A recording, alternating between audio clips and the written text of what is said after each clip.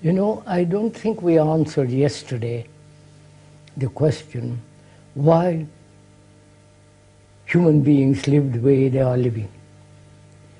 I don't think we went into it sufficiently deeply. Did we answer it? Well, we got to a point, we never answered that question. I left here feeling, I left our discussion. No, I was thinking about last night, Yeah. I mean this morning rather, and it struck me that we hadn't answered it fully. We went to the question of can thought observe itself? Right, right. Yes. But I think we ought to answer that question. But I think that what we said was on the way to answering it. I mean, that was relevant to the answer. Yeah, relevant, but it's not complete. No, it's not complete. It doesn't really get hold of that issue. Why do people live the way they do, and why don't they change? Or why, Yes. knowing this, they don't change? Yeah. Could we go into that a little Yes. bit before we go on with... Well, you know, my immediate answer to that question was that they like it, that it provides, and we came up against that and sort of pulled away, that it provides... I think it's much deeper than that, don't you? Because what is involved, if you, economically, if one actually transformed one's conditioning, the way one lives, economically you might find yourself in a very difficult position. Right. And also, it's going against the current, That's right. completely against the current. Are you saying that it might lead to a certain objective insecurity for Objective insecurity. It's not yeah. really a matter of the imagination. No, or- no, actual insecurity. Yes, you see, because a lot of the things we were discussing yesterday was some illusion of security or insecurity. Yes. But in addition, there's some genuine Genuine insecurity. insecurity. And also, doesn't it imply you have to stand alone?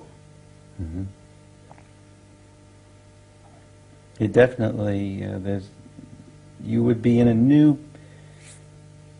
I mean, you would be in a totally different position because you wouldn't be... it's like completely not isolated, away from the stream. And that means you have to be alone, psychologically alone. And whether human beings can stand that.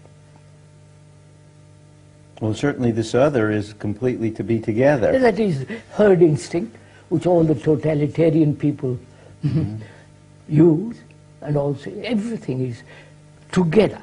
Be people, don't be alone. Be like them, be with them, be... I mean, but it's all based on competition in some way. You know, I'm better than you, or you're... Of course, all the Olympiad is all Right. that. Well, it's unclear because in some sense we should be together, but Of not in course. that sense. You see, I mean, that society is, it seems to me, is giving us some false sense of togetherness, which is really fragmentation. I mean, Yeah, quite right, but it's called being together. quite. It makes you feel that way for a moment. So would you say the reason, one of the main reasons that human beings don't want to radically transform themselves is that they are really frightened not to belong to a group, to a herd, to something definite, which implies standing completely alone. And I think from that aloneness you can only cooperate, not the other way around. Certainly if you... I mean, empirically, people don't like to be different, and that we know. And empirically, they... You must have seen on the television Chinese boys training, the Russians, Right. all the Eastern satellite people, all of them training, never alone. Right. Yes. I once was talked to a FBI man. He came to see me and he said, "Why is it that you walk alone all the time? Why are you so much alone? I see you are among the hills walking alone." And why? You follow it? He thought that's very disturbing. Well, I think even anthropologists find that in more primitive peoples, the sense of belonging to the tribe is even stronger. They feel completely lost. The entire psychological structure depends on being in the tribe, you know. And I think that's one of the reasons why we don't want to. We're frightened. After all, cling to the misery that you already know, then come into other kind of misery that you don't know. That's right. But there's a whole action-reaction schema that is by being with others, and you're safe. You're safe, and you're. I mean, there's a. It even goes further. There's an action. I mean, it's almost as if you could say being with others is the offshoot of always living from you're this, I compare myself with you, and therefore I am together with you, sort of as the afterthought. You know what I mean? Yes, in other words, that's part of the circle. But I was going to say, even if you leave off comparison, I think there's something deeper in the sense that people feel this togetherness, this sense of belonging to the group. You know, even if they're not comparing, they just feel it's safe. You'll be taken care of, you know, like your mother may have taken care of you, and that you're in a sort of gently supported, and that fundamentally it'll be all right, you know, because the group is large, it's wise, it knows what to do. I think there's a feeling like that, you know, rather deep. The church may give that feeling. Yes, you've seen those animal pictures. They're always in herds. Right. Except, you know, the mountain lion. Did you ever read about the lion?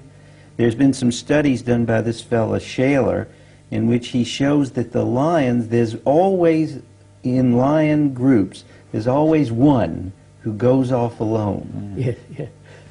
You read about that? Yes, I heard about it. Anyway, the cats are not tend No, to be but selective. the feeling of aloneness is much more, has got a great deal in it. Yeah. It isn't just, it is not isolation.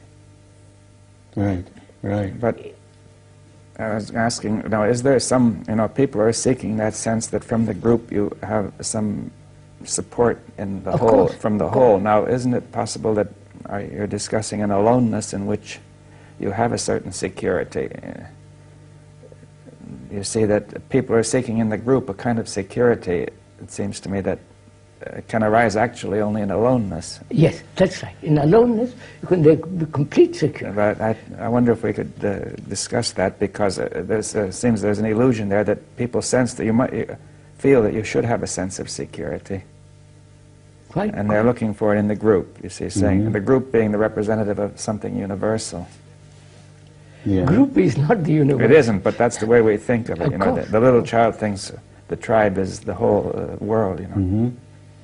I mean, a human being, as he lives this way, if he transforms himself, he becomes alone. He is alone. Because he does, I mean, that aloneness is not isolation. Yeah. And therefore it is a form of supreme intelligence. Yes, but could you go into that a little further about it not being isolation? You see, because at first when you say alone, the feeling is that I'm here and entirely apart, right? It is not apart, no. No, that perhaps could What be. do you think it is that a person experiences? I mean, I think there's one part of it that people, or all of people, seem to gravitate, like they have to be together. They have to be like other people. What would change that? That's one question. What would change anybody from that? And second of all, why should anybody change from that? And third of all, what does such a person experience when they're alone? They experience isolation. I thought we dealt with that fairly thoroughly the other day.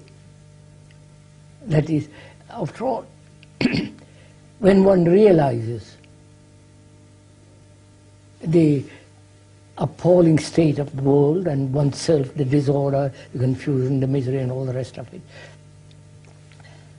and when one says, I must live, there must be a total change, a total transformation, he's already begun to move away from all that. Right.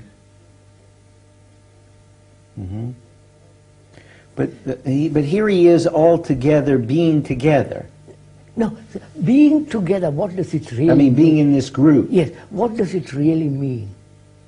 Well, it's, being together is different from this having to be... No, be identifying oneself with a group and remaining with a group. What does it mean? Well, what is involved in it? That's right, what is involved in it? I mean, I think one of the things that's involved in it is what I said before, is it sets up this comparison. No, apart from that, all that superficiality, right. What's involved in it? The group is me. Right. I am the group. Right, right. So therefore there is really, it's like cooperating with myself. Well, I think you could say, like Descartes said, I think, that's therefore right. I am, you know, meaning I think implies that I am there. And you say, I am in the group, therefore I am. You see, that's the sort of, if I'm not in the group, where am I, you see? Yes. In other words, I have no being at all. That's really the condition of the primitive tribe. And for most of the members, anyway. And so there's something deep there, because I feel that my very existence, or my being psychologically, is implied in being first in the group. Right. And the group has made me, you know, I say everything about me has come from the group, do you see? And I say I'm nothing without the group.